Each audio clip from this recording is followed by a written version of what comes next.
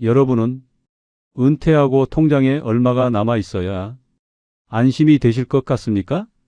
요즘은 노후에 최소 10억은 있어야 한다는 말이 당연한 기준처럼 들립니다.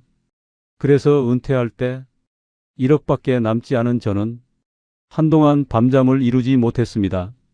이 돈으로는 병원비도 생활비도 앞으로 남은 인생도 감당할 수 없을 것 같았기 때문입니다. 하지만 막상 은퇴 후의 삶을 살아보니 생각과는 전혀 달랐습니다. 돈의 액수가 아니라 돈을 어디에 두고 어떻게 쓰지 않느냐가 노후의 안정을 결정하고 있었습니다. 저는 이 1억을 불리는 돈이 아니라 지키는 돈, 건드리지 않는 돈으로 정했고 집과 연금 그리고 제도와 결합해 매달 월급처럼 돈이 들어오는 구조를 만들었습니다. 그 결과 자식에게 손 벌리지 않고 아프면 병원에 갈 수 있고 하루의 지출 앞에서 불안해하지 않는 노후를 살고 있습니다. 오늘 영상에서는 노후 자금 1억으로도 평생 돈 걱정 없이 살 수 있다고 제가 느끼게 된 그 과정과 선택을 솔직하게 들려드리겠습니다. 끝까지 보신다면 여러분이 지금 손에 쥔 돈을 다시 보게 되실지도 모릅니다. 은퇴하던 날을 나는 아직도 또렷하게 기억합니다. 기억이라는 게 시간이 지나면 흐릿해지기 마련인데 그날만큼은 이상하게도 장면 하나하나가 아직도 선명합니다. 사무실 문을 나설 때 손에는 작은 종이 상자 하나가 들려 있었습니다. 책상 서랍에 넣어 두었던 머그컵, 이름이 적힌 오래된 명패, 누렇게 바랜 수첩 하나. 30년 넘게 다니던 직장이었는데 정작 나오는 순간은 너무도 조용했습니다. 누군가 박수를 쳐주는 것도 아니었고 크게 인사를 나누는 사람도 없었습니다. 수고하셨습니다. 경비 아저씨의 그 한마디가 그날 들은 마지막 회사 말이었습니다. 엘리베이터를 타고 내려오면서 문득 이런 생각이 들더군요.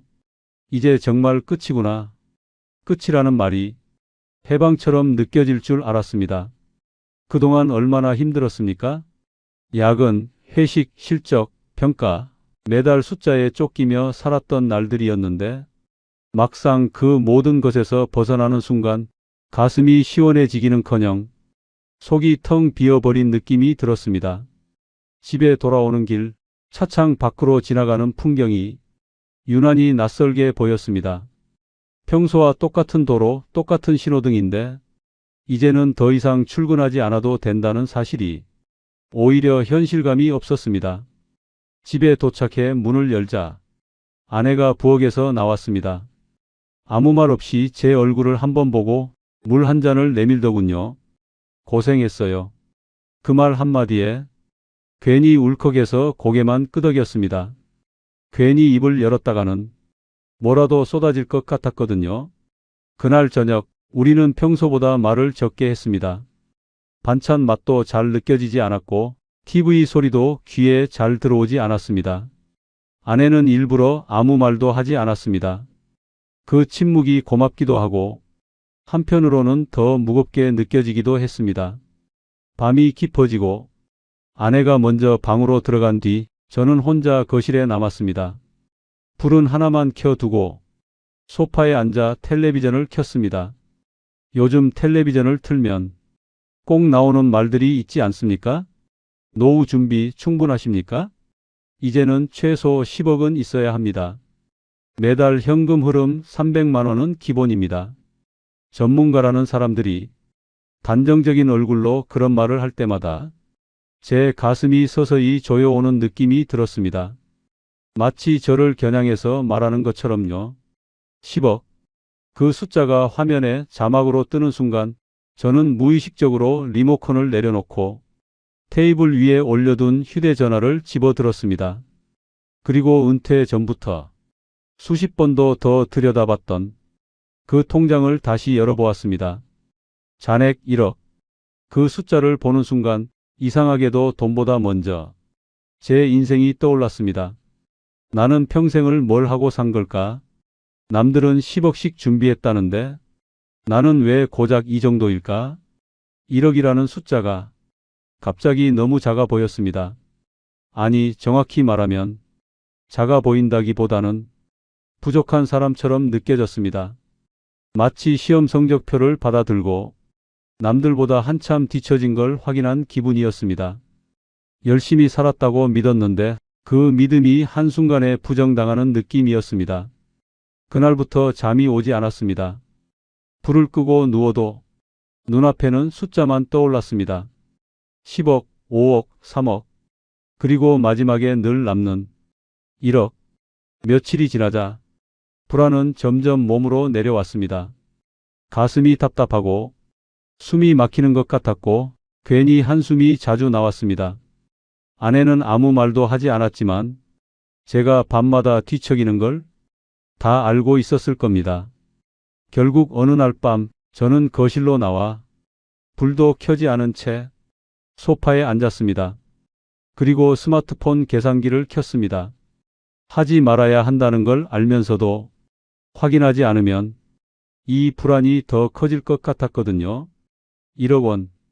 앞으로 살 날을 넉넉하게 잡아 30년이라고 쳤습니다. 그걸 다시 12달로 나눴습니다. 화면에 뜬 숫자를 보는 순간 손끝이 차가워졌습니다. 이 돈으로 정말 버틸 수 있을까? 관리비, 전기세, 병원비, 약값, 그리고 아내와 먹는 밥 한 끼. 이 모든 걸 그 숫자 안에서 해결해야 한다는 생각이 들자 가슴이 조여왔습니다.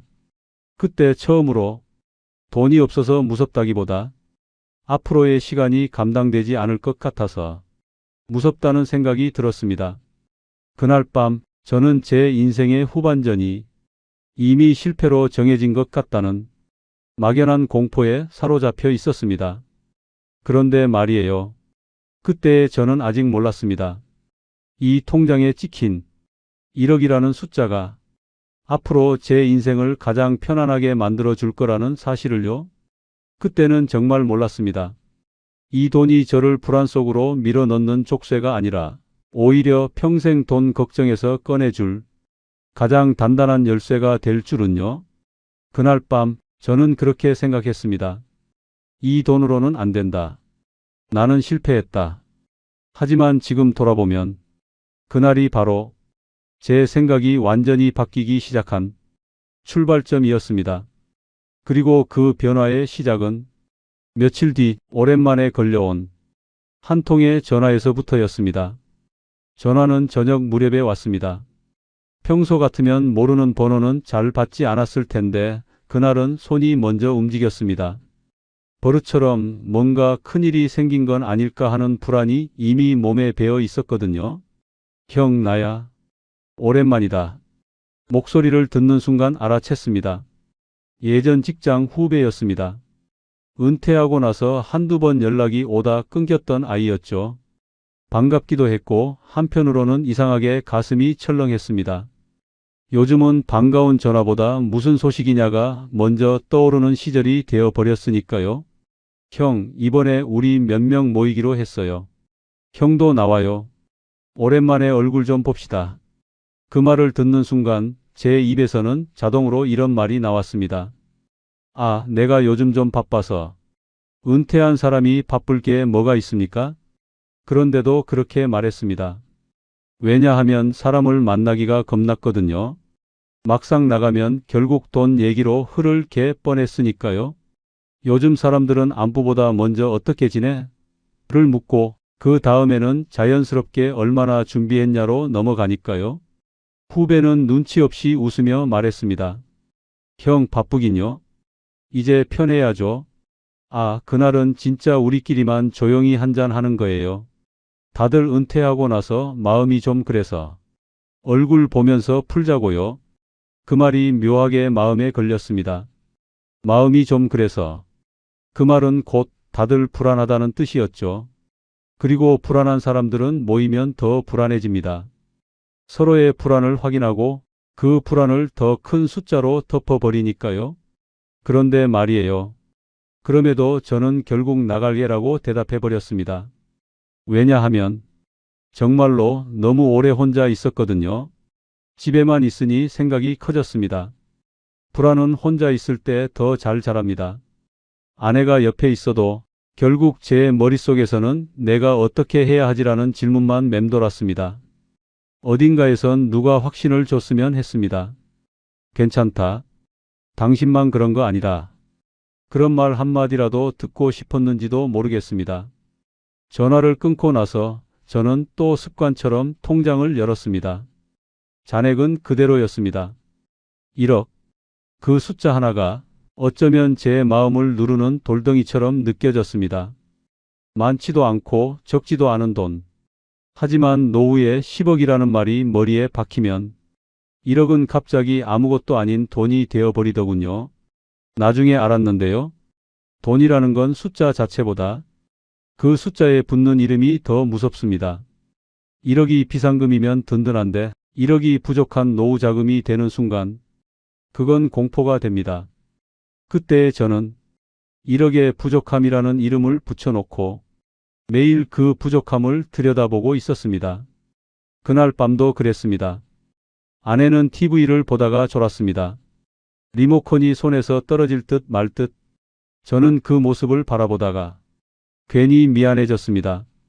아내는 평생 저와 함께 살아왔습니다. 저보다 더 많은 걸 포기하고 저보다 더 많이 참고 저보다 더 많이 맞춰온 사람이었습니다. 그런데 은퇴하고 나서 제가 제일 먼저 보여준 얼굴이 해방된 얼굴이 아니라 불안한 얼굴이었으니 아내는 얼마나 답답했겠습니까? 하지만 저는 아내 앞에서는 괜찮은 척 했습니다. 괜찮은 척하지 않으면 우리 집 전체가 무너질 것 같았거든요. 아내가 방으로 들어간 뒤 저는 다시 텔레비전을 켰습니다. 그리고 또 그 말이 나왔습니다. 은퇴 후 30년 지금 준비하지 않으면 늦습니다. 노후에 최소 10억. 현금 흐름이 중요합니다. 기묘한 건요. 그 사람들은 늘 웃으며 말합니다. 위험을 말하면서도 웃습니다. 우리 불안을 다 알고 있다는 얼굴로 마치 그래도 방법은 있다고 달래듯이. 그런데 그 방법이라는 게 결국 뭔지 아십니까? 대개는 무언가를 사거나 무언가에 가입하거나 무언가에 투자하라는 말로 끝납니다. 그때 저는 그걸 분별할 힘조차 없었습니다. 그냥 제 가슴이 내려앉는 느낌만 선명했습니다. 그래서 또 계산기를 켰습니다. 그때부터였습니다. 계산기가 제 잠자리 친구가 된 게 앞으로 30년 월 200만 원 쓰면 얼마지? 물가 오르면? 병원비 생기면? 계산을 할수록 숫자는 커졌고 커질수록 마음은 작아졌습니다. 하루는 아침에 눈을 떴는데 가슴이 답답해서 손을 얹었습니다. 숨이 얕아져 있었습니다. 심장이 두근거려서 괜히 창문을 열어 공기를 들이마셨습니다. 바깥 공기는 차가웠습니다. 그 차가운 공기를 들이마시는데도 속이 시원해지지 않았습니다. 그때 아내가 물었습니다. 당신 요즘 왜 그래요? 짧은 질문이었습니다. 따지지도 않았고 다그치지도 않았습니다. 그저 묻는 말이었습니다. 저는 대답을 하지 못했습니다. 말을 꺼내면 제가 쌓아둔 모든 괜찮은 척이 무너질 것 같았거든요. 결국 저는 물로 말끝을 넘겼습니다. 그냥 잠을 좀 설쳐서 그래. 아내는 그 말을 믿는 척 했습니다. 믿는 척이 가장 슬픈 배려라는 걸 저는 그때 알았습니다. 그런데 말이에요. 그날 오후 아내가 장을 보러 나간 사이 저는 또 혼자 통장을 들여다봤습니다. 그리고 다시 그 생각이 들었습니다. 이 1억으로 어떻게 살아? 나는 결국 아내에게, 자식에게 짐이 되는 건가? 짐이 되는 게 돈이 없어지는 것보다 더 무서웠습니다.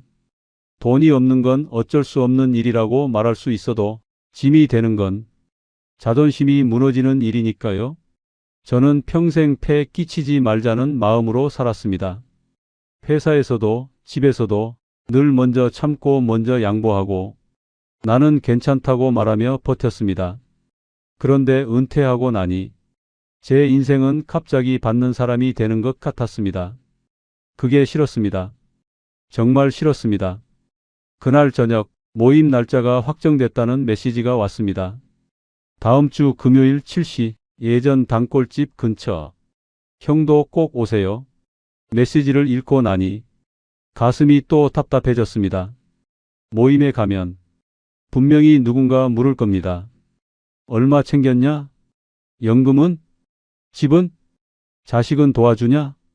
그 질문들은 대답을 요구하는 게 아니라 서열을 만드는 질문입니다. 저는 그 서열이 무서웠습니다. 사람들이 악해서가 아닙니다.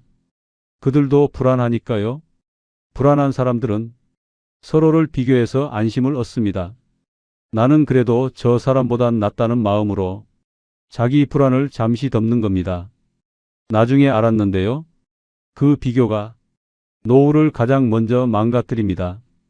저는 준비를 했습니다. 대답을 하지 않는 연습, 웃어넘기는 연습, 딴소리로 빠지는 연습, 그리고 무엇보다 제 안에서 계속 울리는 목소리를 잠재우는 연습. 너는 부족하다. 너는 실패했다.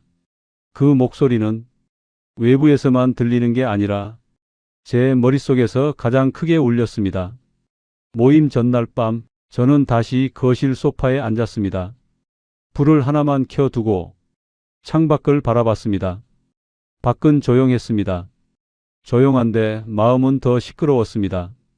10억이 있어야 한다는데, 다들 그렇게 말하는데, 내가 틀린 거라면? 이런 생각이 꼬리를 물고 이어졌습니다. 그런데 말이에요. 그때 문득 이런 생각도 스쳤습니다. 정말 10억이면 다 편할까?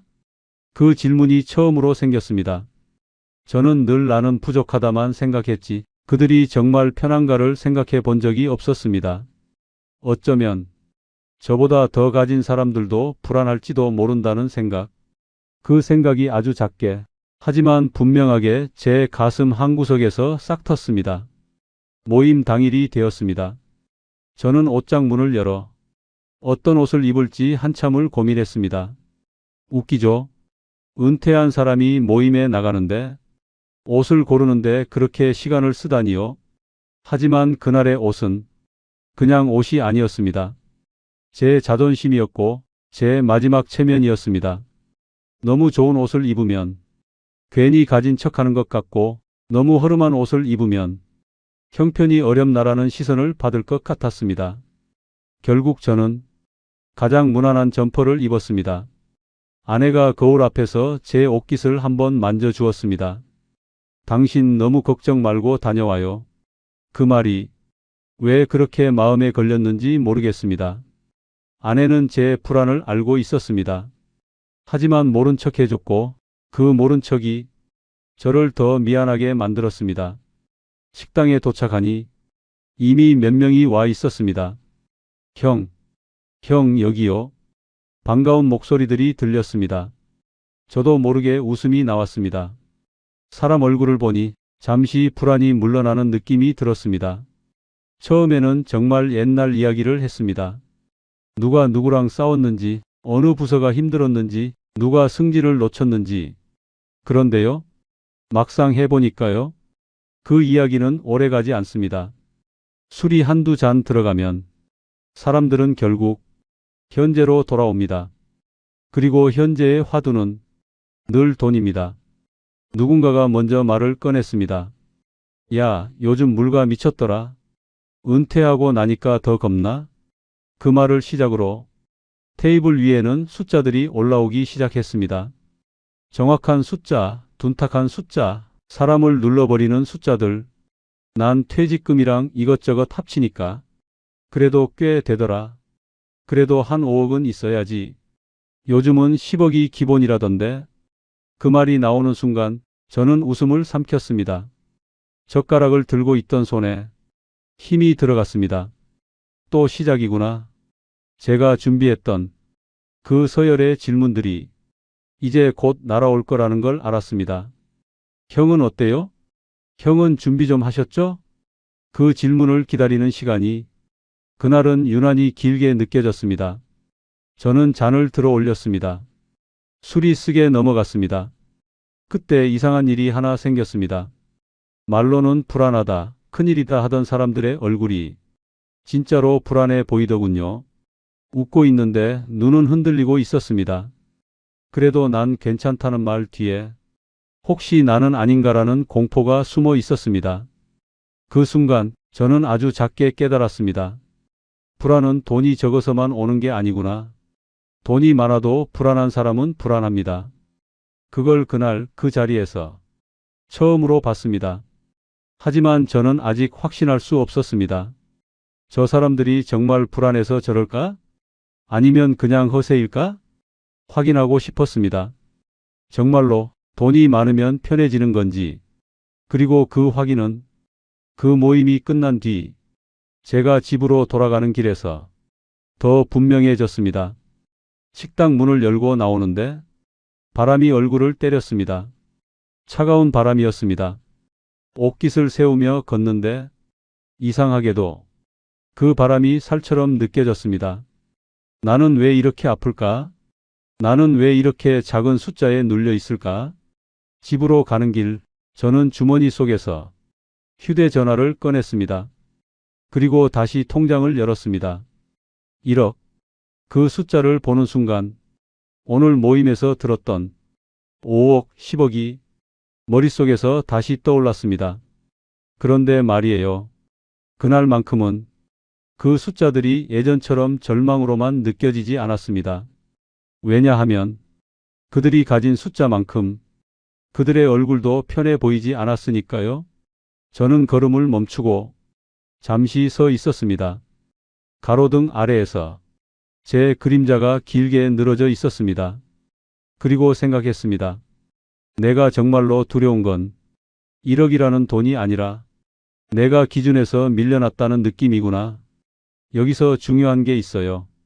노후의 공포는 필요한 돈에서 시작되는 게 아니라 남들이 정해놓은 기준에서 시작될 때가 많습니다. 그 기준은 누군가가 만들어준 겁니다. 세상이 만들어준 겁니다.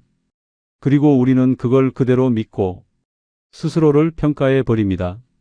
그날 밤 집에 돌아와 저는 또 계산기를 켰습니다. 하지만 이번에는 단순히 겁먹기 위해서가 아니라 확인하기 위해서였습니다. 정말로 10억이 없으면 안 되는가? 정말로 1억은 아무 힘이 없는가? 저는 숫자에 눌려 살기 싫었습니다. 숫자에 목줄이 묶인 채 남은 시간을 버티고 싶지 않았습니다. 알고 보니 그게 아니었어요. 그날 제가 처음으로 해야 했던 건 돈을 불리는 방법이 아니라 돈을 보는 눈을 바꾸는 일이었습니다. 그런데 그 눈을 바꾸는데 결정적인 장면이 하나 더 필요했습니다. 모임에서 만난 사람들 중 한 명이 제게 조용히 말했거든요. 형, 우리 다음에 나중에 따로 한번 봐요. 그 말이 이상하게도 오래 남았습니다. 그리고 며칠 뒤 그 사람이 저를 어떤 집으로 초대했습니다. 그 집에서 제가 본 장면이 제 노후를 완전히 바꿔 놓을 줄은 그때는 상상도 못했습니다. 그 사람이 다시 연락해 온 건 모임이 있은 지 며칠 뒤였습니다. 형, 혹시 이번 주말에 시간 되세요? 집에 한번 놀러 오시죠. 문자를 보는 순간 저는 바로 누구인지 떠올릴 수 있었습니다. 모임 자리에서 말수가 적었던 사람. 돈 이야기가 나올 때마다 웃긴 했지만 그 웃음이 유난히 굳어 보였던 사람. 그날 저는 괜히 마음이 쓰였습니다. 왜인지 모르겠지만 확인해 보고 싶다는 생각이 들었거든요. 정말로 돈이 많으면 노후가 편해지는 건지, 정말로 10억이라는 숫자는 사람을 자유롭게 만들어주는 건지. 약속한 날 저는 조금 일찍 집을 나섰습니다. 괜히 늦게 가면 제 마음속 망설임이 더 커질 것 같았거든요. 그의 집은 도심에서 조금 떨어진 곳에 있었습니다. 차를 몰고 들어가자 점점 건물들이 달라지기 시작했습니다. 외벽이 반듯하고 입구가 조용한 단지. 경비실 앞을 지날 때 차 번호를 확인하는 시선이 느껴졌습니다. 그 순간 괜히 어깨가 움츠러들었습니다. 여기는 나랑 다른 세상이구나. 엘리베이터를 타고 높은 층으로 올라갔습니다. 숫자가 하나씩 올라갈 때마다 제 심장도 같이 올라가는 느낌이었습니다. 문이 열리자 그가 웃으며 맞아주었습니다. 형, 어서 오세요. 현관에 들어서자마자 공기가 달랐습니다. 조용했고 깔끔했고 냄새마저도 정돈된 느낌이었습니다. 거실로 들어가니 큰 창이 한쪽 벽을 가득 채우고 있었습니다. 창밖으로는 강이 보였습니다. 빛이 반사되어 반짝거리는 물결이 마치 그림처럼 펼쳐져 있었습니다. 와! 제가 무심코 내뱉은 감탄에 그는 웃으며 말했습니다. 뷰는 괜찮죠? 이거 하나는 정말 좋아요. 말은 담담했지만 그 담담함이 오히려 이 집의 가격을 말해주는 것 같았습니다. 소파에 앉으니 몸이 푹 꺼졌습니다. 의자 하나, 테이블 하나까지 모두 좋은 것이라는 게 느껴졌습니다. 이게 10억의 삶이구나. 솔직히 말하면 그 순간 부러웠습니다. 아주 잠깐이지만 나도 이런 집에서 살 수 있었다면 하는 생각이 스쳤습니다. 그는 부엌으로 가서 물을 한 병 꺼내왔습니다. 유리병에 담긴 물이었습니다. 차라도 드실래요? 아니요, 물이면 충분해요. 우리는 거실에 나란히 앉았습니다. 강은 조용히 흐르고 있었고 집안은 너무도 고요했습니다. 그런데 말이에요. 이상한 느낌이 하나 들었습니다. 이렇게 큰 집인데 이상하게 사람 사는 냄새가 나지 않았습니다. 사진도 많지 않았고 생활 흔적도 거의 보이지 않았습니다. 깔끔하다기보다는 비어있는 느낌이었습니다.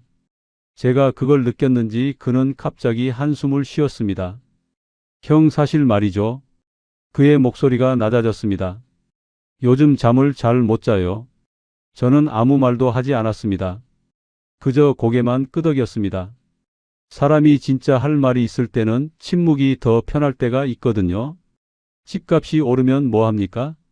매달 나가는 게 너무 많아요. 그는 그렇게 말하며 리모컨을 집어들었다가 다시 내려놓았습니다. 관리비, 세금, 보험료, 연금은 아직 애매하고 현금은 계속 줄어들고 그는 말을 멈추고 테이블 위를 한참 바라봤습니다. 형, 솔직히 말하면요. 요즘 밥 먹을 때마다 계산부터 해요. 그 말이 제 가슴을 툭 치고 지나갔습니다. 저는 잠시 주변을 둘러봤습니다. 이렇게 큰 집에서 밥값을 걱정한다는 게 이상하게 느껴졌습니다. 그런데 그때 부엌 쪽에서 눈에 들어온 게 하나 있었습니다. 식탁 위에 놓인 작은 도시락 하나.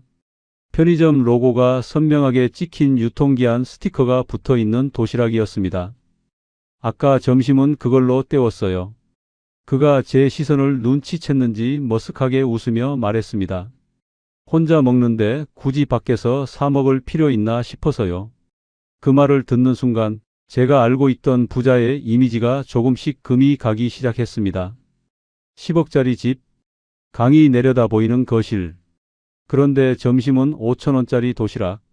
그 모습이 이상하게 겹쳐 보였습니다. 화려한 껍데기와 초라한 속살이요. 그는 갑자기 웃으며 말했습니다. 형, 솔직히 말해서 나는 형이 부러워요. 그 말에 저는 깜짝 놀랐습니다. 저를요? 네. 형은 표정이 편해 보여요. 그 말이 제 가슴 깊숙이 들어왔습니다. 편해 보인다. 그 말은 요즘 제가 가장 듣고 싶었던 말이었습니다. 그는 말을 이었습니다. 나는요, 이 집을 지키느라 하루하루가 불안해요. 집값이 떨어질까봐, 세금이 더 나올까봐, 혹시라도 현금이 더 줄어들까봐. 그는 잠시 말을 멈췄다가 조용히 덧붙였습니다. 형, 돈 많다고 마음까지 부자는 아니더라고요. 그 순간 저는 확실히 느꼈습니다.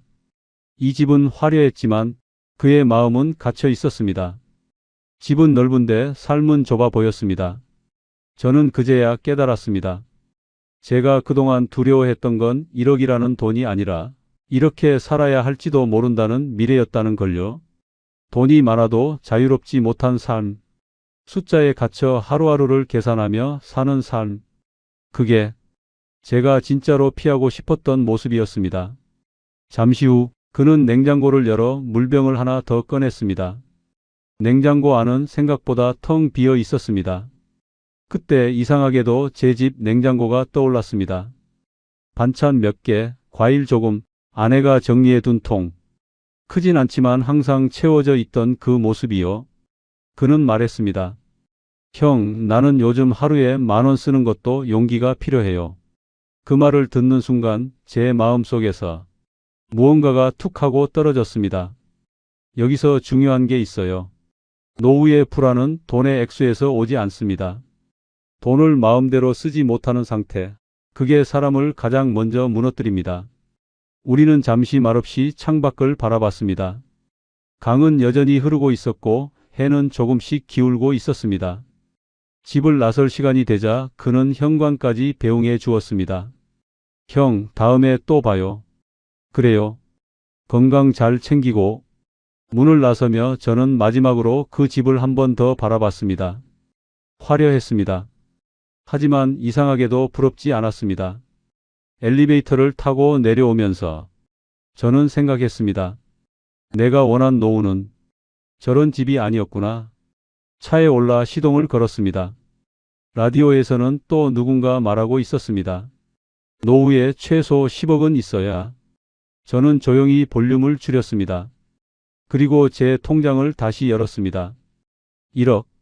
그 숫자를 보며 이번에는 처음으로 이런 생각이 들었습니다. 이 돈을 어떻게 지키느냐가 내 노후를 결정하겠구나. 그날 집에 돌아와 아내와 저녁을 먹으며 저는 아무 말도 하지 않았습니다. 하지만 제 마음속에서는 분명한 변화가 시작되고 있었습니다. 돈을 더 벌어야 한다는 생각에서 돈을 더 잘 배치해야 한다는 생각으로 알고 보니 그게 아니었어요. 노후를 지키는 건 큰 숫자가 아니라 흐름과 여유였습니다. 그리고 그날 이후 저는 결심했습니다. 이 1억을 절대 서둘러 불리지 않겠다고. 대신 이 돈을 제 인생이 가장 단단한 방어벽으로 만들겠다고요. 하지만 그 방어벽을 세우는 데에는 가장 큰 시험이 하나 남아 있었습니다. 그 시험은 시장도 세금도 아니라 가장 가까운 사람에게서 찾아왔습니다. 그 집에서 돌아온 날 밤 나는 이상하게 잠이 오지 않았다. 분명히 예전보다 마음이 가벼워졌는데도 머릿속은 오히려 더 시끄러웠다. 돈이 많아도 불안할 수 있다. 그 사실을 눈으로 확인하고 돌아왔는데 그게 끝이 아니었다. 오히려 그날 이후로 새로운 질문이 하나 생겨버렸다. 그럼 나는 이 1억을 어떻게 해야 하지? 지금까지의 불안은 1억으로는 부족하다는 생각에서 나왔다. 그 생각이 조금씩 무너지기 시작하자 이번에는 다른 불안이 고개를 들었다. 가만히 두면 괜찮은 건가? 그래도 뭔가는 해야 하는 거 아닌가?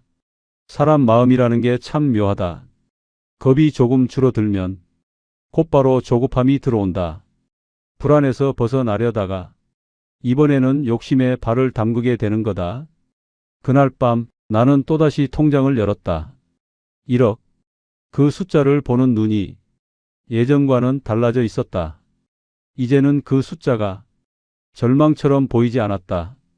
대신 이렇게 느껴졌다. 아직 건드리지 않은 가능성. 그리고 바로 그때부터 주변이 시끄러워지기 시작했다. 은퇴했다는 소식은 생각보다 빨리 퍼졌다. 어디서 들었는지 누가 전했는지 모르게 전화와 메시지가 하나둘씩 오기 시작했다. 형, 요즘 뭐 하세요? 형, 은퇴하셨다면서요? 형, 한번 볼까요? 처음엔 다들 안부였다. 그런데 안부는 항상 길지 않다. 몇 마디 지나면 꼭 같은 방향으로 흘러간다. 형, 돈은 통장에 그냥 두신 거 아니죠? 그 질문이 나오는 순간 나는 자동으로 웃었다. 웃지 않으면 상대가 더 파고들 테니까. 요즘 물가가 어떤데요? 은행에 넣어두면 바보 소리 듣습니다. 지금 기회일 때 한번 움직여야죠. 그 말들은 하나같이 친절했다. 너무 친절해서 오히려 의심스러울 정도였다. 한 사람은 오래 알고 지낸 지인이었고, 한 사람은 지인의 지인이었고, 또 다른 한 사람은 전문가라는 이름을 달고 있었다. 그들은 내 통장 잔액을 정확히 알지도 못하면서 마치 이미 알고 있는 것처럼 말했다. 형 정도면 한 1억쯤은 있잖아요? 그 말을 들을 때마다 가슴이 철렁 내려앉았다. 아무 말도 하지 않았는데 이미 내 돈은 그들 머릿속에서 여기저기 굴러다니고 있었다. 나중에 알았는데요. 은퇴한 사람의 통장은 마치 공용물처럼 취급됩니다. 이제 벌 일은 끝났으니 남은 돈은 잘 굴려야 한다는 묘한 사회적 압박이 따라붙거든요. 그날도 한 통의 전화가 왔습니다. 예전부터 알고 지내던 사람이었습니다. 형, 요즘 시장 분위기 좋아요. 지금 들어가면 몇 달 안에 판이 바뀝니다. 그의 목소리는 확신에 차 있었습니다. 확신은 언제나 사람을 흔듭니다. 특히 불안한 사람에게는요. 전화를 끊고 나서 나는 소파에 앉아 한참을 움직이지 못했습니다. 정말 가만히 두는 게 맞을까? 그래도 조금은 불려야 안심이 되지 않을까? 그날 밤 나는 처음으로 투자 관련 화면을 열어보았습니다. 차트가 오르락내리락 했고 빨간색과 파란색 숫자가 계속 바뀌고 있었습니다. 처음엔 그저 구경만 하자는 마음이었습니다. 그런데 사람 마음이 그렇지 않더군요. 만약 저기서 샀다면, 조금만 넣어봤다면 그 생각이 꼬리를 물고 이어졌습니다. 며칠 동안 나는 습관처럼 그 화면을 들여다보았습니다. 아침에 눈 뜨자마자, 밥 먹다가도, 잠들기 전에도. 그런데 말이에요. 이상한 변화가 하나 생겼습니다. 밥맛이 없어졌습니다. 아내가 말을 걸어도 귀에 잘 들어오지 않았습니다. 머릿속에는 온통 숫자만 떠다녔습니다. 아직 한 푼도 투자하지 않았는데도 이미 내 삶은 그 숫자에 잡아먹히고 있었습니다. 그때 문득 그 집에서 봤던 장면이 떠올랐습니다. 화려한 거실, 그리고 텅 빈 식탁. 나는 저렇게 되고 싶은가? 그 질문이 머리를 세게 때렸습니다. 그날 밤 나는 화면을 끄고 통장을 다시 열었습니다. 1억. 이번에는 다르게 보였습니다. 이 돈은 불릴 대상이 아니라 지켜야 할 대상처럼 느껴졌습니다. 여기서 중요한 게 있어요. 돈은 목적이 분명하지 않으면 사람을 가장 먼저 망가뜨립니다. 왜 불려야 하는지가 없으면 불려야 한다는 생각 자체가 사람을 조급하게 만듭니다. 나는 그날 결심했습니다. 이 1억을 어중간하게 다루지 않겠다고. 그리고 처음으로 이 돈에 이름을 붙이기로 했습니다. 그 이름은 투자금도 노후자금도 아니었습니다. 나는 종이에 조심스럽게 적었습니다. 생존. 이 돈은 나와 아내가 마지막까지 짐이 되지 않기 위한 돈. 아프면 병원에 갈 수 있는 돈. 갑자기 무슨 일이 생겨도 누군가에게 손 내밀지 않아도 되는 돈. 그렇게 정의하니 이 1억이 전혀 다른 얼굴로 보이기 시작했습니다. 더 이상 늘려야 할 숫자가 아니라 건드리면 안 되는 선이 된 겁니다. 그 선이 생기자 마음이 조금씩 가라앉았습니다. 불안도, 조급함도 그 선 앞에서는 함부로 넘지 못했습니다. 그날 이후 나는 주변의 전화를 조금씩 정리하기 시작했습니다. 지금은 생각 없어요. 나는 안정이 먼저예요. 그 말들이 처음에는 입에 잘 붙지 않았지만 몇 번 말하고 나니 이상하게도 내가 단단해지는 느낌이 들었습니다. 아내에게도 처음으로 솔직하게 말했습니다. 이 돈은 그냥 놔두려고. 아내는 잠시 나를 바라보다가 고개를 끄덕였습니다. 그래, 당신이 편하면 그게 제일이야. 그 말에 가슴이 찡해졌습니다. 아내는 내가 돈을 얼마나 버느냐보다 내가 얼마나 편하냐를 더 중요하게 생각하고 있었습니다. 그날 밤 나는 오랜만에 깊게 잠들었습니다. 꿈도 꾸지 않았습니다. 숫자도 나오지 않았습니다. 그저 조용한 밤이었습니다. 하지만 말이에요. 나는 그때 아직 몰랐습니다. 이렇게 세운 생존의 선이 곧 가장 큰 시험을 받게 될 거라는 걸요. 시장도 전문가도 아닌 가장 가까운 사람에게서 말입니다. 다음 날 아내가 말했습니다. 오늘 아들이 연락 온다더라. 그 한마디에 제 심장이 다시 한번 쿵 하고 내려앉았습니다. 아내가 그 말을 꺼낸 건 아침 식탁에서였습니다. 아들이 오늘 연락 온다더라. 말투는 아무렇지 않았습니다. 그냥 오늘 일정 하나를 말하듯이요. 하지만 그 한 문장이 제 가슴을 세게 눌렀습니다. 숟가락을 들고 있던 손이 잠깐 멈췄습니다. 국은 김이 나고 있었는데 이상하게도 냄새가 잘 느껴지지 않았습니다. 나는 괜히 물을 한 모금 마셨습니다. 아내는 그 모습을 보고 아무 말도 하지 않았습니다. 이미 다 알고 있다는 얼굴이었습니다. 그날 오전 내내 나는 아무 일도 손에 잡히지 않았습니다. 신문을 펼쳐도 글자가 눈에 들어오지 않았고 TV를 켜도 소리만 흘러갔습니다. 머릿속에는 한 가지 생각만 맴돌았습니다. 설마, 하지만 부모라는 존재는 이런 생각을 하면서도 이미 마음 한구석에서는 다 알고 있습니다. 아들이 아무 이유 없이 연락을 먼저 하는 경우는 그리 많지 않다는 걸요. 점심 무렵 전화가 울렸습니다. 화면에 뜬 이름을 보는 순간 심장이 한 박자 늦게 뛰었습니다. 아들 이름이었습니다. 아빠. 그 목소리는 평소와 다르지 않았습니다. 밝지도 어둡지도 않은 애써 평온한 톤이었습니다. 그래. 무슨 일이냐? 나는 최대한 아무렇지 않은 목소리를 냈습니다. 부모는 자식의 목소리에서 미묘한 떨림을 먼저 알아차립니다. 그날도 그랬습니다. 아빠, 오늘 저녁에 잠깐 볼 수 있어요? 집에 들를게요. 그 말에 나는 바로 대답하지 못했습니다. 잠깐의 침묵. 그 침묵 속에서 수많은 장면들이 스쳐 지나갔습니다.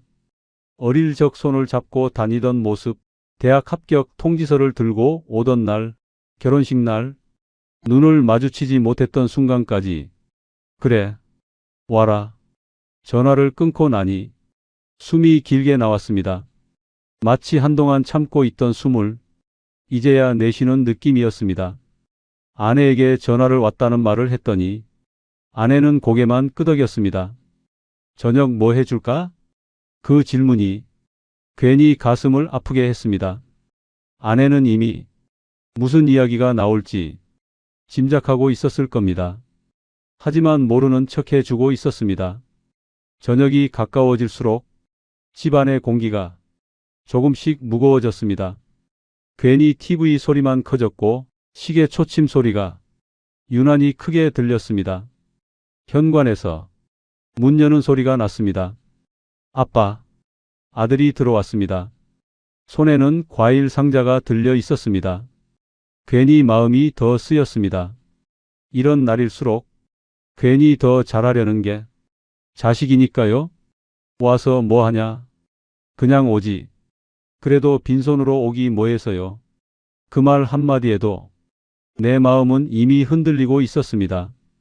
밥을 먹는 동안 아들은 평소처럼 손주 이야기, 회사 이야기, 별것 아닌 얘기들을 늘어놓았습니다.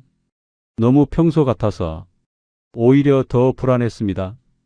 아내는 묻지 않았고 나도 묻지 않았습니다. 셋이서 밥을 먹고 아내가 설거지를 하러 일어나자 그때가 왔습니다. 아들이 슬쩍 내 쪽으로 몸을 기울였습니다. 아빠, 사실은 말이에요. 그 말이 나오자 내 심장이 쿵 하고 내려앉았습니다. 제가 이번에 전세를 좀 옮겨야 하는데요. 나는 아무 말도 하지 않았습니다. 말을 하면 목소리가 떨릴 것 같았거든요. 보증금이 조금 모자라서요. 조금이라는 말이 얼마를 뜻하는지 나는 이미 알고 있었습니다. 아빠 통장에 조금 여유 있으시잖아요. 그 말이 귀를 때렸습니다. 여유. 그 단어가 그날따라 너무 무겁게 느껴졌습니다. 딱 5천만 원만요. 아들은 내 얼굴을 보지 않았습니다. 테이블 위를 보며 말했습니다. 그게 더 아팠습니다. 1년만 쓰고 바로 갚을게요. 정말이에요. 그 순간 머릿속에서 그동안 쌓아 올린 모든 다짐이 와르르 무너질 뻔했습니다. 아들입니다. 피 한 방울 섞인 내 자식입니다. 그 아이가 지금 이렇게 부탁을 하고 있는데 부모가 어떻게 외면할 수 있겠습니까? 한 번만 도와주면 되잖아. 설마 못 갚겠어? 그래도 남들보다 여유 있는 편 아니야? 그런 생각들이 폭풍처럼 몰아쳤습니다. 그런데 동시에 또 다른 생각도 같이 떠올랐습니다. 이 돈은 내 생존이다. 신사에서 내가 종이에 적어 두었던 그 단어, 생존. 이 돈을 아들에게 주는 순간 나는 다시 누군가에게 기대야 하는 사람이 됩니다. 병원비가 생기면, 갑자기 무슨 일이 생기면 그때 나는 또 아들에게 전화를 걸어야 합니다. 미안한데? 그 말을 입에 올리는 순간 나는 더 이상 부모가 아니라 짐이 됩니다. 그 장면이 너무 선명하게 떠올랐습니다. 아들은 여전히 테이블을 보고 있었습니다. 그 모습이 너무도 작아 보였습니다. 나는 천천히 입을 열었습니다. 아들아, 내 목소리가 생각보다 차분해서 나 스스로도 놀랐습니다. 그 돈은 없는 돈이라고 생각해라. 아들의 고개가 천천히 들렸습니다. 눈이 커졌습니다. 아빠, 그 돈은 너희에게 줄 유산이 아니다. 나는 말을 멈추지 않았습니다. 멈추면 다시 흔들릴 것 같았거든요. 그건 내가 죽을 때까지 버텨야 할 돈이다. 아들의 얼굴이 굳어갔습니다. 아빠, 너무하신 거 아니에요? 그 말이 가슴을 찔렀습니다. 정말로 칼에 찔린 것처럼 아팠습니다. 남들도 아니고 자식인데? 그 말 뒤에는 말하지 않은 문장이 숨어 있었습니다. 나를 안 믿는 거냐는 질문. 내가 실패할 거라고 보는 거냐는 서운함. 나는 숨을 한번 고르고 말을 이었습니다. 나는 너에게 돈 달라는 소리 하면서 살고 싶지 않다. 아들의 입술이 떨렸습니다. 이 돈을 내게 주면 지금은 내가 편할지 몰라도 나중에는 내 인생이 더 무거워질 거다. 아들은 더 이상 아무 말도 하지 않았습니다.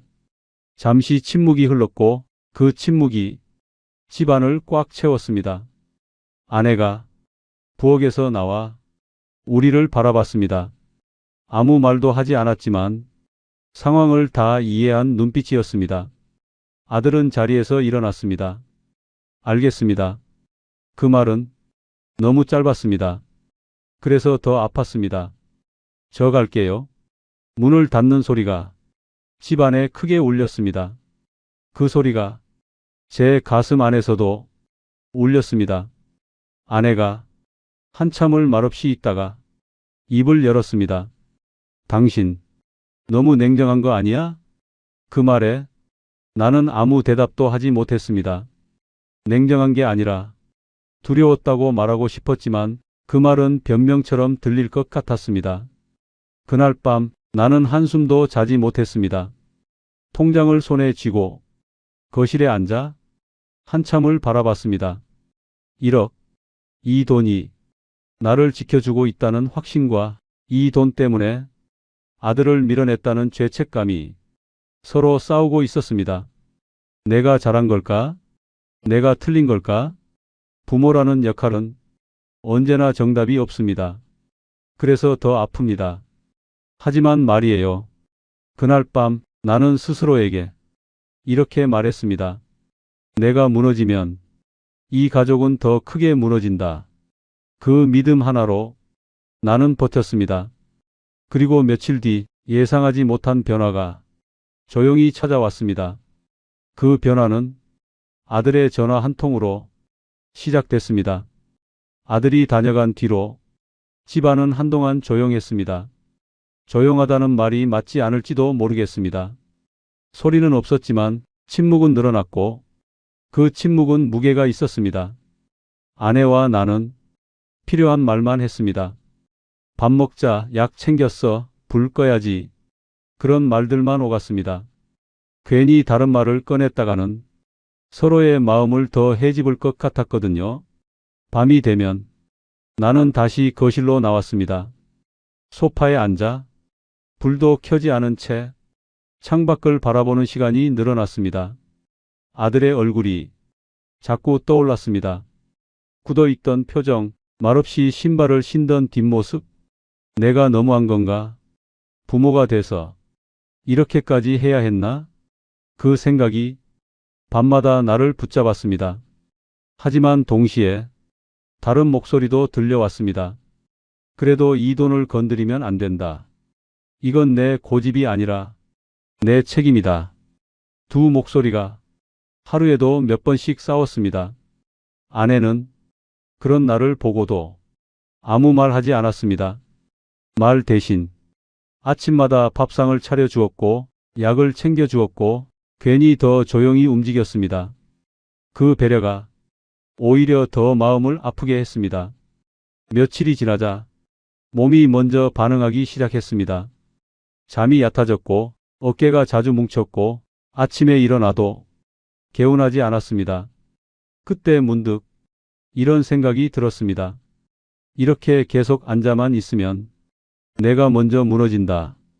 돈을 지키겠다고 결심했지만 삶을 놓아버리면 그 돈도 의미가 없어집니다.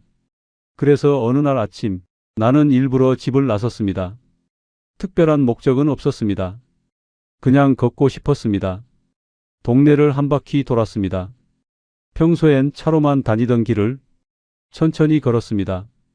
은행 앞, 약국 앞, 동사무소 앞, 그냥 지나치던 곳들이 그날은 눈에 들어왔습니다. 특히 동사무소 게시판 앞에서 걸음을 멈췄습니다. 종이 몇 장이 핀으로 꽂혀 있었습니다. 시니어 일자리, 건강 강좌, 무료 상담. 예전 같았으면 쳐다보지도 않았을 겁니다. 내가 거길 왜 가? 그런 자존심이 먼저 앞섰을 테니까요. 그런데 그날은 이상하게도 한 장 한 장 읽게 되었습니다. 하루 3시간, 주 3회, 공원 관리, 등하굣길 안내, 월 50만 원 내외. 숫자만 보면 정말 작은 돈입니다. 젊었을 때 벌던 돈에 비하면 말도 안 되는 액수입니다. 그런데 말이에요. 그 숫자를 보는 순간 가슴이 이상하게 편해졌습니다. 이 돈으로 살겠다는 게 아니라 이 돈이 있으니까 내가 숨을 쉴 수 있겠구나. 그 생각이 처음으로 들었습니다. 집에 돌아와 아내에게 말했습니다. 나 동네에서 일자리 하나 해볼까 해. 아내는 놀라지도 않았습니다. 그저 고개를 끄덕였습니다. 당신이 움직이면 나도 좋지. 그 말이 괜히 눈시울을 뜨겁게 했습니다. 며칠 뒤 나는 신청서를 냈습니다. 이름, 주소, 연락처. 펜을 쥐는 손이 조금 떨렸습니다. 내가 정말 여기까지 왔구나. 하지만 이상하게도 부끄럽지는 않았습니다. 오히려 다시 시작하는 기분이었습니다. 일은 생각보다 단순했습니다. 아침에 정해진 시간에 나가 공원을 한 바퀴 돌고 쓰레기를 줍고 동네 어르신들과 인사를 나누는 일. 몸은 조금 힘들었지만 마음은 가벼웠습니다. 집에 돌아오면 괜히 더 밥맛이 좋았고 아내와 나누는 말도 늘었습니다. 한 달이 지나고 통장에 돈이 찍혔습니다. 50만 원. 젊었을 때 같았으면 한숨부터 나왔을 돈입니다. 하지만 그날은 달랐습니다. 이 돈은 내 1억을 건드리지 않고 들어온 돈이었습니다. 여기서 중요한 게 있어요. 사람 마음은 건드리지 않아도 된다는 확신이 있을 때 비로소 안정됩니다. 이 작은 수입은 생활비의 전부가 아니었습니다. 하지만 심리적으로는 엄청난 역할을 했습니다. 나는 아직 내 발로 서 있다. 그 생각 하나가 내 허리를 곱게 세워주었습니다. 그 무렵 아들에게서 연락이 왔습니다. 전화는 아니었고 문자였습니다. 아빠, 요즘 잘 지내세요? 짧은 문장이었습니다. 하지만 그 문장을 보는 순간 가슴이 내려앉았다가 천천히 풀리는 느낌이 들었습니다. 나는 바로 답하지 않았습니다. 조급해 보이고 싶지 않았거든요. 잠시 후에 짧게 답했습니다. 그래, 너도 잘 지내라. 그날 밤 나는 다시 통장을 열었습니다. 1억. 여전히 그대로 있었습니다. 그 숫자를 보는 마음이 이제는 완전히 달라져 있었습니다. 이 돈은 불안의 근원이 아니라 버팀목이었습니다. 그날부터 나는 돈을 다시 계산하기 시작했습니다. 하지만 예전과는 달랐습니다. 얼마가 부족하지? 가 아니라 무엇이 이미 확보돼 있지? 연금으로 들어오는 돈, 일자리 수입, 그리고 건드리지 않는 1억. 하나하나 적어보니 내 삶에는 이미 작은 흐름이 생겨 있었습니다. 큰 강은 아니지만 마르지 않는 개울 같은 흐름. 그제야 나는 알았습니다. 노후는 한 번에 완성되는 게 아니라 조각조각 이어 붙이는 거라는 걸요. 며칠 뒤 아내와 공원을 걷다가 아내가 말했습니다. 당신 요즘 얼굴 좋아졌어. 그 말이 그 어떤 숫자보다 나를 안심시켰습니다. 그리고 또 며칠 뒤 아들에게서 다시 연락이 왔습니다. 이번엔 전화였습니다. 아빠, 그때는 미안했어요. 그 한마디에 그동안 쌓였던 것이 조용히 내려앉았습니다. 제가 생각해 보니까 아빠 말이 맞더라고요. 아들은 전세를 줄이고 조금 작은 집으로 옮겼다고 했습니다. 무리하지 않고 감당할 수 있는 선에서 다시 시작하겠다고 했습니다. 아빠가 경제적으로 단단하게 계신 게 저한테는 더 든든해요. 그 말을 듣는 순간 나는 확신했습니다. 그날의 거절은 우리 사이를 멀어지게 하지 않았습니다. 오히려 각자의 자리를 제대로 잡게 해 주었습니다. 알고 보니 그게 아니었어요. 자식에게 돈을 주지 않는 게 차가운 게 아니라 자식에게 부담이 되지 않겠다는 선택이었습니다. 그날 밤 나는 오랜만에 아주 깊이 잠들었습니다.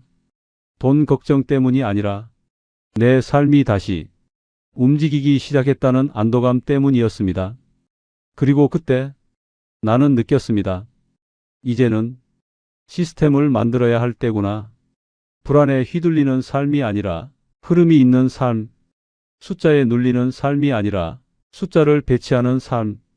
그 시스템의 중심에는 여전히 1억이 있었습니다. 하지만 이제 그 1억은 가만히 앉아 있는 돈이 아니라 내 삶을 지탱하는 중심축이 되어 있었습니다. 그리고 그 다음 단계는 생각보다 가까이 있었습니다. 아내와 나이, 집에 관한 이야기였습니다. 아내와 집 이야기를 꺼낸 건 아주 사소한 계기에서였습니다. 저녁을 먹고 둘이서 설거지를 나눠 하다가 아내가 창문 쪽을 보며 툭 던지듯 말했습니다. 이 집도 이제 오래됐네? 그 말이 괜히 마음에 오래 남았습니다. 우리 집은 크지도 않고 새 것도 아닙니다. 동네에서도 그냥 그런 아파트입니다. 예전엔 그게 늘 마음에 걸렸습니다. 남들 집 이야기 나올 때마다 괜히 말수를 줄였고 명절에 친척들 만나면 슬쩍 화제를 돌리곤 했습니다. 조금만 더 큰 집으로 옮길 걸? 괜히 욕심 안 부리고 이 정도에서 멈춘 게 맞았나? 그런 생각을 수없이 했습니다. 하지만 요즘은 달랐습니다. 이 집이 갑자기 다르게 보이기 시작했습니다.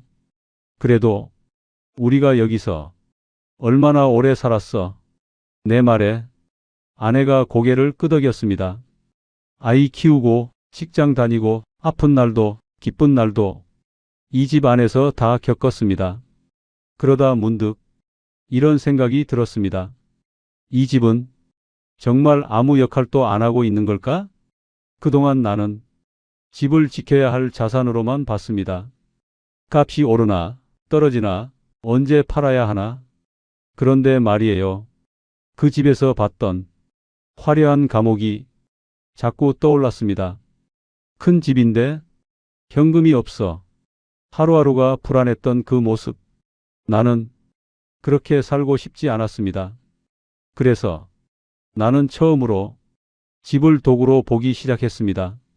며칠 뒤 나는 혼자서 전화기를 들었습니다.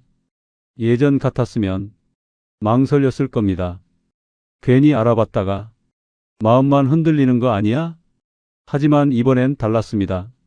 이미 내 손에는 1억이라는 방어벽이 있었으니까요. 상담은 생각보다 담담했습니다. 복잡한 말도 없었고 과장도 없었습니다. 집 가격, 나이, 현재 소득 몇 가지를 확인하더니 상담사는 조용히 말했습니다. 지금 조건이면 매달 이 정도는 평생 나옵니다. 종이에 적힌 숫자를 보는 순간 나는 숨을 고르게 들이마셨습니다. 크지 않은 금액이었습니다. 하지만 분명했습니다. 매달 끊기지 않고 들어오는 돈. 그 숫자를 보며 나는 다시 계산기를 켰습니다. 하지만 이번 계산은 예전과 달랐습니다. 연금으로 들어오는 돈, 내가 하고 있는 일자리 수입, 그리고 건드리지 않는 1억. 이 세 가지를 한 줄로 적어 놓고 보니 내 삶에 리듬이 생기기 시작했습니다. 여기서 중요한 게 있어요. 노후는 큰 돈 한 번으로 버티는 게 아니라 작은 흐름 여러 개로 안정됩니다.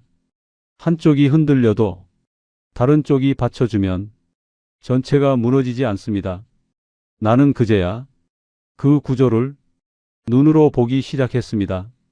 집은 더 이상 자랑의 대상이 아니었습니다. 나를 묶어두는 족쇄도 아니었습니다. 집은 현금 흐름을 만들어주는 한 축이었습니다. 그리고 그 옆에 1억이 있었습니다. 이 1억은 매달 쓰는 돈이 아니었습니다. 하지만 이 시스템 전체를 안정시키는 역할을 하고 있었습니다.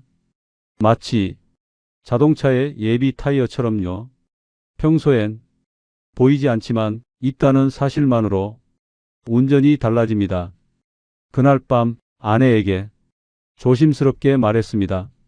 나 집을 이렇게 써보는 건 어떨까 싶어. 아내는 잠시 생각하더니 이렇게 말했습니다. 당신이 불안하지 않으면 나는 좋아. 그 말이 모든 계산을 끝내 주었습니다. 며칠 동안 나는 여러 번 같은 내용을 확인했습니다. 정말로 괜찮은지, 혹시 빠진 게 없는지. 하지만 확인할수록 마음은 더 차분해졌습니다. 그리고 결국 결정을 내렸습니다. 그날 이후 내 통장에는 매달 정해진 날에 돈이 들어오기 시작했습니다. 큰 돈은 아니었지만 규칙적이었습니다. 이상하게도 그 규칙성이 나를 가장 편하게 만들었습니다.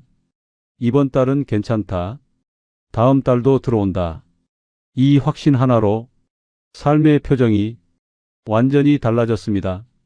예전에는 병원 예약 하나 잡을 때도 괜히 망설였습니다. 괜히 돈 나가는 거 아니야? 이제는 달랐습니다. 필요하면 당연히 가면 되는 일이었습니다. 아내가 무릎이 불편하다고 했을 때도 나는 망설이지 않았습니다. 병원 가자. 그 말이 얼마나 오랜만이었는지 모르겠습니다. 그리고 결정적인 순간이 하나 있었습니다.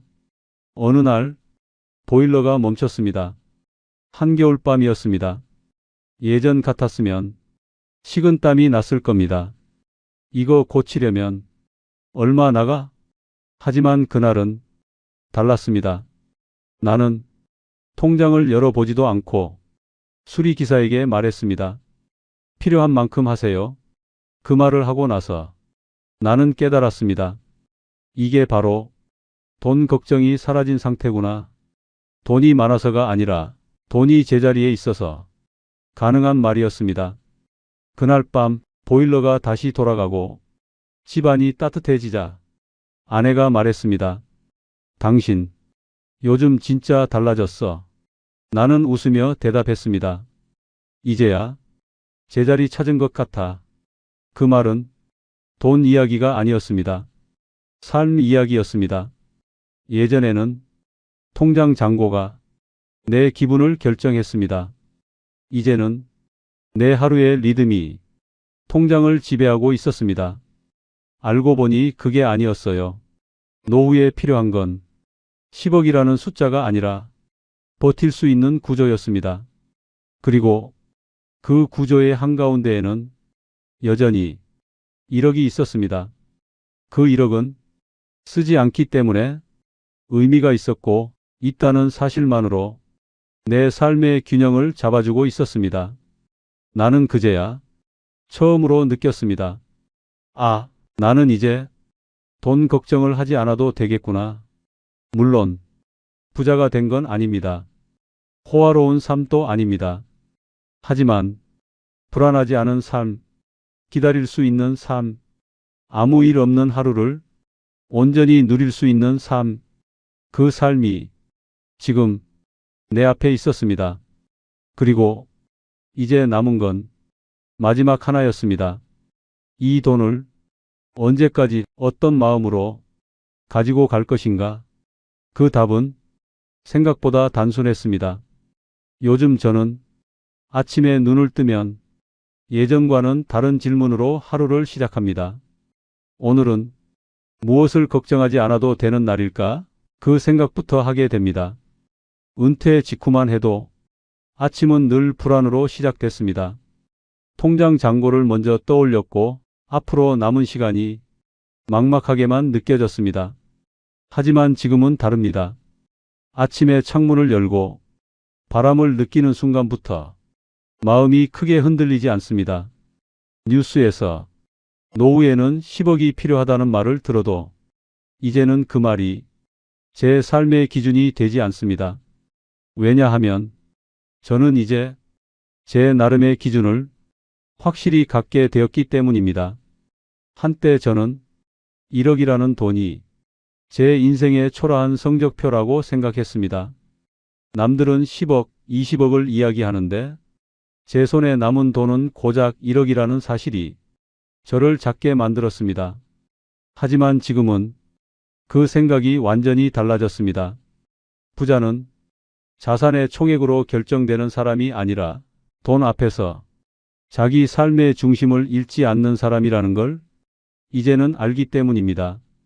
화려한 집에 살면서도 현금이 없어 하루하루 불안해하는 사람을 보며 저는 분명히 느꼈습니다. 돈이 많다고 돈 걱정이 사라지는 것은 아니라는 사실을 말입니다. 그 이후로 저는 이 1억을 다르게 보기 시작했습니다. 이 돈은 불리기 위한 돈도 아니고 마구 쓰기 위한 돈도 아닙니다. 이 돈은 버티기 위한 돈입니다. 아프면 병원에 갈 수 있고 갑작스러운 지출 앞에서 누군가에게 손을 내밀지 않아도 되는 마지막 방어선 같은 돈입니다. 그래서 저는 이 1억을 끝까지 지키기로 마음먹었습니다.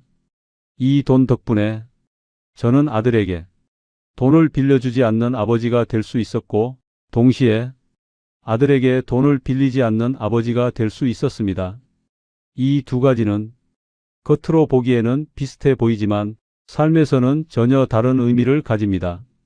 부모가 경제적으로 무너지는 순간 아무리 사랑해도 자식과의 관계는 변하게 됩니다.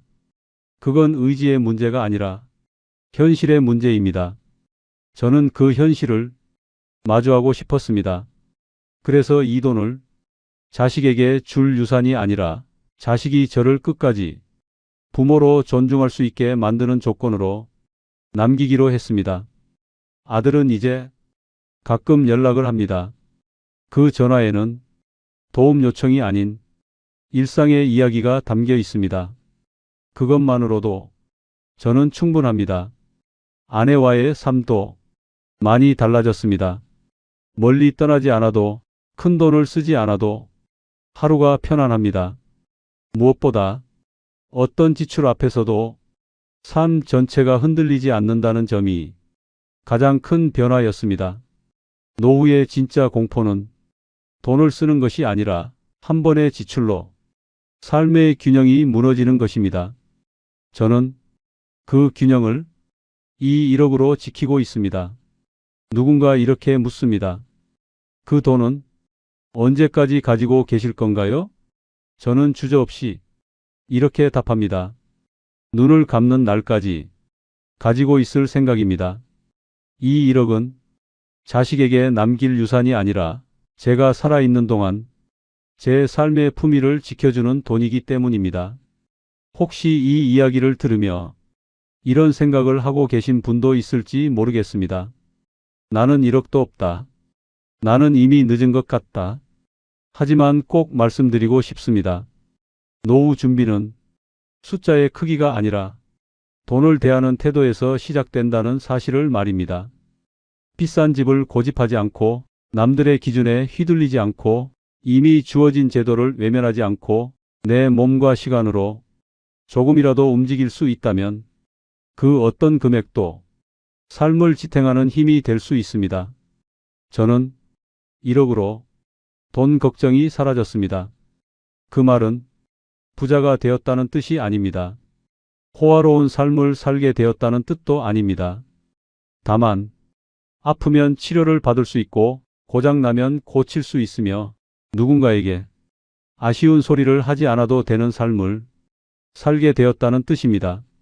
그리고 그 삶의 중심에는 지금도 여전히 1억이 있습니다. 이 돈은 제 인생의 마지막 안전벨트입니다. 평소에는 느껴지지 않지만 위험한 순간에 저를 지켜주는 장치입니다. 저는 이 안전벨트를 스스로 풀 생각이 없습니다. 여러분도 부디 남들이 만든 숫자에 자기 인생을 맡기지 않으시길 바랍니다. 10억이라는 말이 오늘의 커피 한 잔, 오늘의 식사, 오늘의 대화를 포기하게 만들지 않기를 바랍니다. 노후는 언젠가 시작되는 시간이 아니라 지금 이 순간부터 이어지는 하루하루의 연속입니다. 그리고 그 하루를 지켜주는 최소한의 장치가 있다면 그것이 바로 여러분 손에 쥔 현금입니다.